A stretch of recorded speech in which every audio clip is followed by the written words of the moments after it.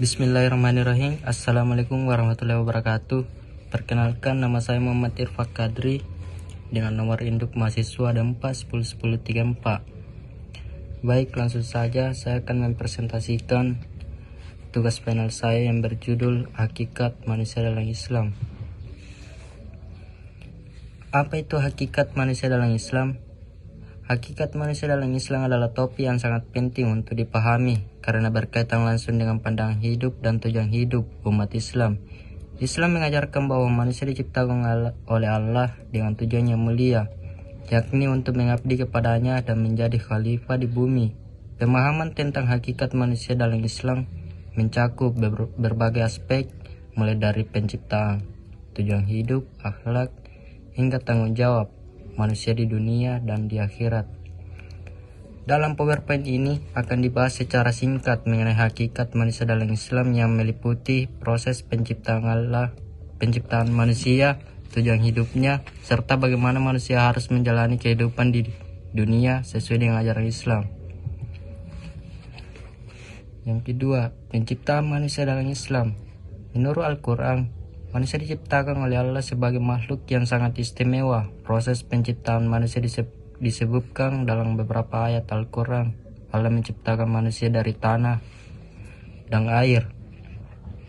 Dalam proses penciptaan tersebut, Allah memberikan tahap-tahap yang luar biasa dalam menciptakan makhluk yang sempurna. Allah berfirman dalam Quran surah Al-Mu'minun ayat 13-14. Kemudian kami menjadikan air mani pada tempat yang kokoh atau rahim. Lalu air mani itu menjadi segumpal darah. Kemudian segumpal darah itu menjadi segumpal daging. Lalu segumpal daging itu kami jadikan tulang belulang. Dan tulang belulang itu kami bungkus dengan daging. Kemudian kami ciptakan dia menjadi makhluk yang lain. Maka Maha Suci Allah, pencipta yang baik. Ayat ini menjelaskan bahwa manusia diciptakan melalui berbagai tahap biologis yang sangat sempurna. Ini menunjukkan kebesaran Allah dalam menciptakan manusia. Baik, yang ketiga, tujuan penciptaan manusia. Tujuan utama penciptaan manusia dalam Islam adalah untuk beribadah kepada Allah. Allah berfirman dalam Quran surah Az-Zariyah ayat 56. Dan aku tidak menciptakan jin dan manusia melainkan agar mereka beribadah kepadaku. Selain itu, manusia juga diangkat sebagai khalifah atau pemimpin di bumi untuk menjaga dan mengelola alam semesta yang telah diciptakan Allah. Dalam Quran surah Al-Baqarah ayat 30 Allah berfirman, dan ingatlah ketika Tuhan berkata kepada para malaikat, sesungguhnya aku hendak menjadikan seorang khalifah di muka bumi. Tujuan ini menjadikan manusia tidak hanya sebagai makhluk yang beribadah secara pribadi, tetapi juga berbagai penjaga bumi dan mengelola sumber daya alam yang diberikan oleh Allah. Yang keempat, akal dan kebebasan manusia. Manusia juga diberikan anugerah akal dan kebebasan untuk memilih jalan hidupnya. Akal ini memungkinkan manusia untuk membedakan yang baik dan yang buruk, serta memilih perbuatan yang sesuai dengan perintah Allah. Dalam Quran surah Al-A'raf ayat 179, Allah berfirman,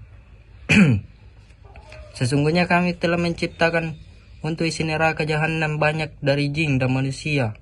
Mereka memiliki hati tetapi tidak digunakan untuk memahami Al-Quran, dan mereka memiliki mata tetapi tidak digunakan untuk melihat tanda-tanda kekuasaan Allah. Akal adalah anugerah yang sangat penting dalam hidup manusia. Dengan akal manusia bisa memilih untuk mengikuti jalan yang benar atau tersesat dalam keburukan. Selain itu, meskipun Allah sudah menentukan takdir, manusia diberikan kebebasan untuk memilih perbuatan yang baik atau buruk.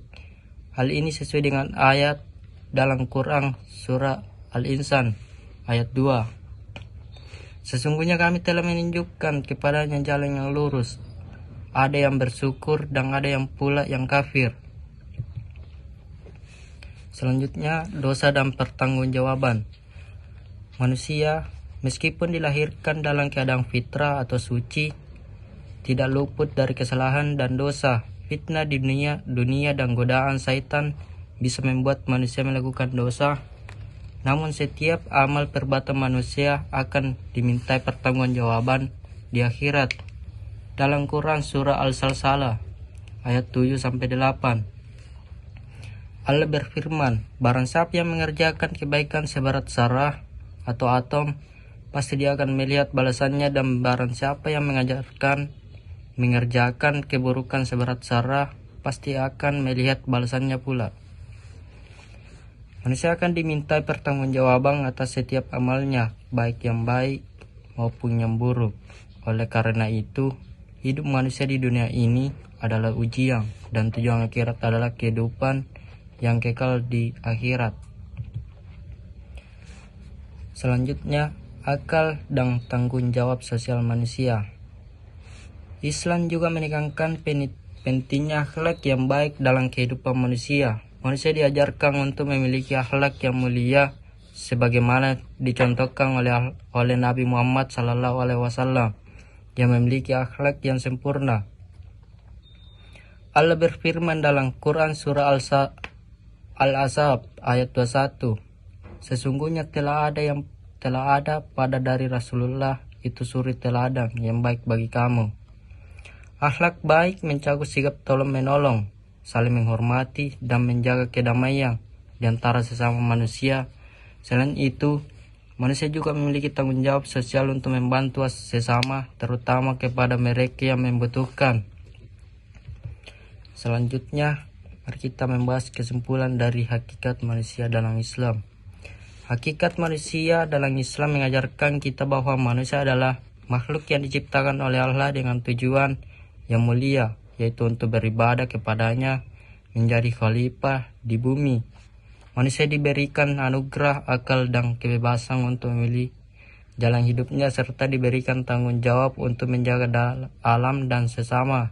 Sebagai makhluk yang akan diminta pertanggungjawaban di akhirat, manusia harus senantiasa berusaha menjalani hidup dengan penuh kesadaran akan tujuan penciptaannya, yaitu mengabdi kepada Allah dan menjalankan perannya sebagai khalifah di bumi. Baik, sekian dari presentasi saya. Mohon maaf bila ada kekurangan. Sekian dan terima kasih.